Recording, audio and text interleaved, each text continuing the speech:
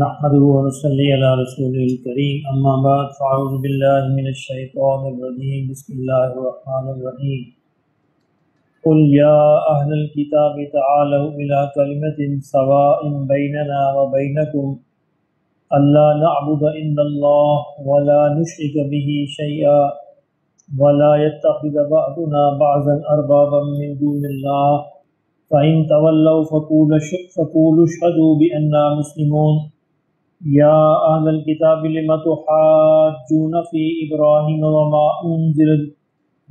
أنزلت التوراة والإنجيل إلا من بعده أفلا تعقلون ها أنتم هؤلاء حاججتم فيما لكم به علم فلم تحاجون فيما ليس لكم به علم والله يعلم وأنتم لا تعلمون ما كان إبراهيم يهوديا ولا نصرانيا ولكن كان حنيفا مسلما وما كان من المشركين إن أولى الناس بإبراهيم الذين اتبعوه وهذا النبي والذين آمنوا والله ولي المؤمنين صدق اللہ العظیم۔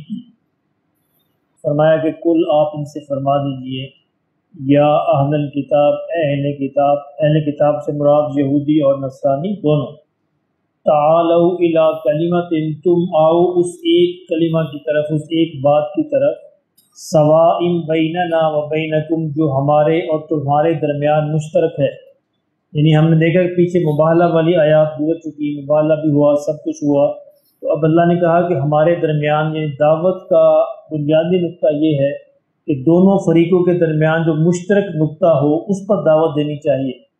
تو اللہ نے فرمایا کہ ان سے کہو کہ تم آؤ اس نقطے کی طرف جو ہمارے اور تمہارے درمیان مشترک ہے۔ وہ کیا ہے؟ اللہ نعبد الا اللہ، کہ ہم عبادت نہ کریں سوائے اللہ کی، ولا نشرک بہ شیئا، اور ہم اس میں کسی کو شریک نہ ٹھہرائیں۔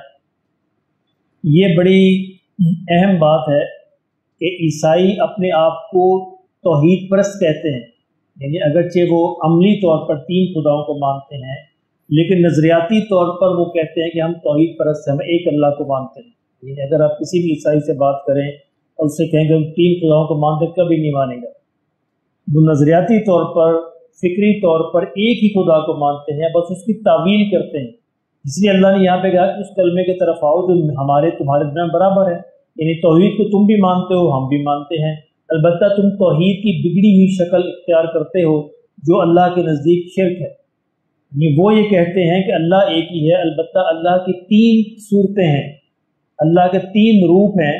کبھی اللہ اپنی اصلی شکل میں ہوتا ہے باپ کی شکل میں، کبھی بیٹے کی شکل میں، کبھی جو ہے کنواری مریم کی شکل میں، یہ اس طرح اس کی تعویل کرتے ہیں۔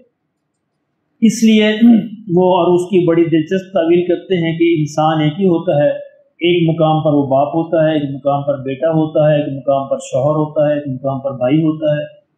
بندہ تو ایک ہی ہے نا، کبھی وہ باپ کا روپ اختیار کرتا ہے، کبھی شوہر کا، کبھی بھائی کا، کبھی خاوند کا، تو سارے لیکن روپ ایک ہی بندے کی۔ اسی کو وہ کہتے ہیں کہ ہم بھی یہی مانتے ہیں اللہ کے بارے میں کہ اللہ ایک ہی ہے، البتہ اس کے مختلف روپ ہیں۔ کبھی وہ زمین پر اپنا بیٹا بن کے آتا ہے، کبھی وہ مریم کی شکل میں آتا ہے، کبھی وہ اصلی خدا کے روپ میں ہوتا ہے۔ تو اس لیے لیکن اللہ رب العزت نے قرآن مجید نے اس کو بھی شرک قرار دیا ہے کہ اللہ کے کوئی روپ نہیں ہے، اللہ کی کوئی شکلیں نہیں ہیں، اللہ بس ایک ہی ہے تن تنہا، اپنی ذات کے اندر بھی اور اپنی صفات کے اندر بھی۔ اس لیے فرمایا کہ تم نظریاتی طور پر چونکہ تم مانتے ہو کہ ایک ہی اللہ ہے، اس لیے آؤ اس ایک کلمہ کی طرف جو ہمارے تمہارے درمیان برابر ہے، اور ہم کسی کو شریک نہ ٹھہرائیں۔ یہ تم جو کہتے ہو، تعویلیں کرتے ہو، یہ بھی اللہ کا شریک ٹھہرانا ہے۔ وَلَا يَتَّخِذَ بَعْضُنَا بَعْضًا أَرْبَابًا مِّن دُونِ اللَّهِ، اور ہم آپس میں ایک دوسرے کو جو ہے اللہ کے سوا کسی کو رب نہ بنائیں۔ یہ بڑا اہم نقطہ ہے کہ انسان اب زندگی میں عملی طور پر لوگوں کو رب بنا لیتا ہے، یہ بھی اللہ کے شریک ٹھہرانا ہے۔ رب بنانا کیا ہے؟ یہودی اور نصرانی تو اس زمانے میں اپنے جو ان کے پروہت اور پادری ہوتے ان کو رب بناتے تھے۔ رب بنانے سے مقصد یہ ہے کہ وہ دین کے بارے میں جو بھی بات کہہ دیتے تھے اس کو بند آنکھیں کر کے مان لیتے تھے، چاہے وہ غلط ہو چاہے وہ صحیح ہو، کوئی تحقیق نہیں کرتے تھے وہ اس کو۔ تو اللہ نے فرمایا گویا اس کو رب بنانا ہے، دین کے بارے میں پوری تحقیق ہونی چاہیے۔ ہمارے زمانے میں رب بنانا کیا ہے کہ کسی بھی لیڈر کو، چاہے وہ سیاسی ہو چاہے وہ مذہبی ہو، اس پر آنکھیں بند کر کے یقین کرنا، آنکھیں بند کر کے اس کے پیچھے لگ جانا اور کچھ بھی نہ پوچھنا. یعنی آنکھیں بند کر کے پیچھے لگنا صرف ایک ہی ہستی کے اہل ہے، وہ نبی اور اللہ کے رسول. ان کے پیچھے آنکھیں بند کر کے چلا جاتا ہے. نبی اور رسول کے بعد جو بھی کائنات کی جتنی بھی محترم ہستی ہو، اس کو تو پوچھا جائے گا کیا تمہاری بات اللہ کے رسول کے حکم کے مطابق ہے یا نہیں. اگر ہوگی تو مانیں گے، نہیں تو ٹھکرا دیں گے. آپ دیکھیں ہمارے ملک کے اندر بھی یہ ماحول ہے. یعنی ہزاروں لاکھوں کروڑوں لوگ جو ہیں ایک کسی سیاسی لیڈر کو پوچھتے ہیں اور اس کی ہر غلط اور صحیح حرکت کو صحیح قرار دیتے ہیں. جو بھی جس کے ساتھ ہے، سب کا یہی حال ہے. جس بھی پارٹی کے ساتھ جو بھی اٹیچ ہے، اس کی صحیح اور غلط بات کو پھر صحیح قرار دیتے ہیں. حالانکہ آنکھوں سے نظر آ رہی ہوتی ہے کہ یہ باتیں غلط ہیں، لیکن چونکہ وہ ان کا اپنا ہے اس لیے اس کو صحیح. یہ رب بنانا ہے. اس طرح معاشی طور پر اگر آپ کسی کو سمجھ لیں کہ کوئی کسی کی وجہ سے ہم پلتے ہیں، یعنی کسی کی وجہ سے ہماری روٹی روزی قائم ہے، تو اس کو رب بنانا ہے. اللہ نے فرمایا کہ آپس میں ایک دوسرے کو رب نہ بناؤ، یہ بھی اللہ کا شریک ٹھہرانا ہے. فَإِن تَوَلَّوْا، فرمایا اگر وہ اس بات کو نہ مانیں، فَقُولُوا اشْهَدُوا، تم کہو کہ ہم تو یہ گواہی دیتے ہیں، بِأَنَّا مُسْلِمُونَ، کہ ہم تو رب کے فرما بردار ہیں، ہم تو اسی ایک رب کے ماننے والے ہیں. اس کو بھی مانتے ہیں اور اس کی بھی مانتے ہیں، رب کو بھی مانتے ہیں اور رب کی بھی مانتے ہیں. یا اہل الکتاب، اور دوسری دعوت ان کو دی جا رہی ہے. پہلی دعوت کیا تھی کہ توحید کی طرف آ جاؤ. دوسری دعوت یا اہل الکتاب، اے اہل کتاب، لما تحاجون فی ابراہیم، تم ابراہیم علیہ السلام کے بارے میں کیوں جھگڑتے ہو؟ ابراہیم علیہ السلام ایک ایسے پیغمبر ہیں جن پر یہودی، نصرانی، مسلمان سارے اتفاق کرتے ہیں، یعنی وہ سب کے نزدیک معزز اور محترم ہیں. تو اللہ نے فرمایا ان کی تعلیم کی طرف پھر آ جاؤ. ان کے بارے میں کیوں جھگڑتے ہو؟ وما انزلت التوراۃ والانجیل الا من بعدہ، کہ ان کے زمانے میں جو تورات انجیل نازل نہیں ہوئی تھی. یہ تورات اور انجیل تو ابراہیم علیہ السلام کے بعد نازل ہوئی ہیں. تو تورات اور انجیل کے اندر جو چیزیں تم نے داخل کر دی ہیں تو ابراہیم کے کوئی قصور نہیں تھی. ان کے زمانے میں تو یہ تھی نہیں کتابیں. موسیٰ علیہ السلام بعد میں آئے، عیسیٰ علیہ السلام بعد میں آئے، فرمایا تو بعد میں نازل ہوئی ہیں. افلا تعقلون، اتنی بھی تم تو سمجھ نہیں ہے، اتنی بھی عقل نہیں رکھتے، کیوں جھگڑتے ہو؟ ابراہیم علیہ السلام تو اس سے بہت پیچھے ہیں، بہت پہلے ہیں تورات اور انجیل سے. ہاں انتم ہؤلاء، فرمائے یہ تم وہ لوگ ہو، حاججتم فیما لکم بہ علم، تم اس چیز کے بارے میں بھی جھگڑا کر چکے ہو، بحث کر چکے ہو جس کے بارے میں تھوڑا بہت تمہیں علم تھا. یہ جھگڑا کیا تھا؟ یہ تھا عیسیٰ علیہ السلام کے معجزات کے بارے میں. یعنی عیسیٰ علیہ السلام کے معجزوں کی بنیاد پر ان کو خدا قرار دے دیا. فرمایا اس پہ وہاں بھی تم نے غلطی کی، وہاں بھی تم نے جھگڑا کیا، ان کے معجزے دیکھ کر ان کو خدا قرار دے دیا.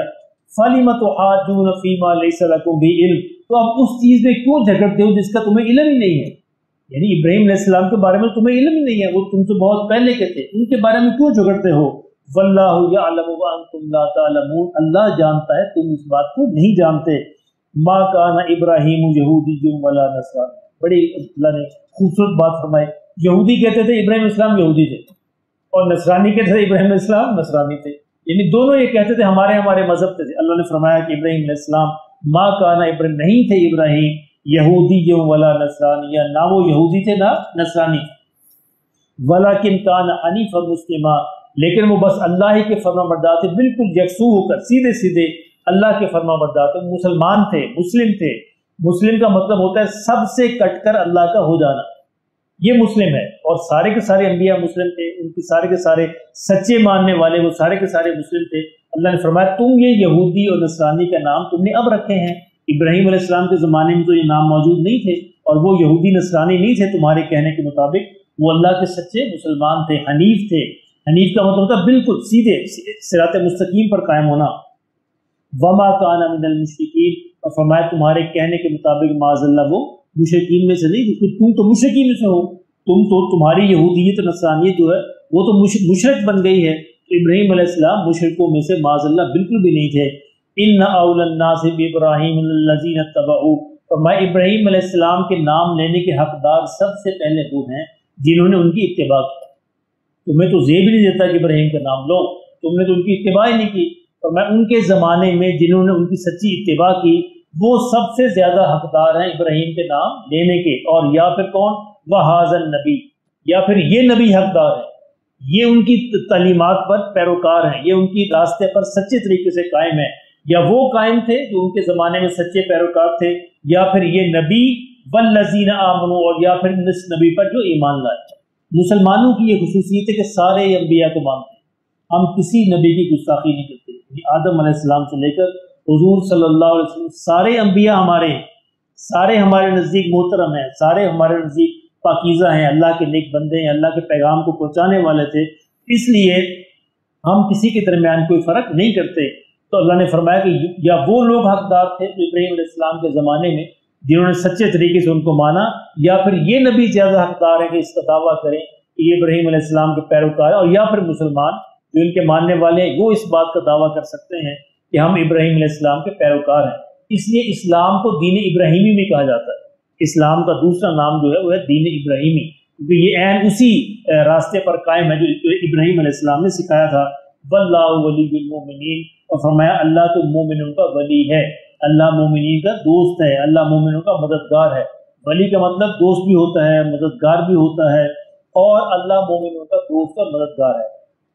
اچھا، اس آیت کے ترجمے میں مفسرین نے بڑی عجیب بات لکھی ہے کہ ہر مسلمان جو کلمہ پڑھ لے وہ اللہ کا ولی، کیونکہ اللہ نے فرما دیا واللہ ولی المؤمنین، جو بھی مومن ہے وہ پہلے درجے میں اللہ کا ولی ہے۔ پھر آگے بڑھتا چلا جائے، جتنا بھی آگے بڑھتا جائے، یعنی کافر کے مقابلے میں ہر مسلمان، چاہے وہ عملاً مسلمان ہے یا نہیں ہے، کافر کے مقابلے میں بہرحال وہ ولی ہے، کیونکہ اس نے کلمہ پڑھا ہے، وہ توحید کو ماننے والا ہے، رسول کو ماننے والا ہے، آخرت کو ماننے والا ہے۔ تو وہ اللہ فرماتے ہیں کہ واللہ ولی المؤمنین، اللہ مومنین کا دوست ہے، مددگار ہے۔ اس درجے میں ہر مومن جو ہے کلمہ پڑھنے والا اللہ کا ولی ہے۔ آگے پھر ولایت کے درجات ہیں، ہزاروں بے انتہا درجات ہیں، پھر جو جتنا آگے بڑھ جائے، جو اللہ جس کو نصیب فرما دے، اللہ ہمیں نصیب فرما دے۔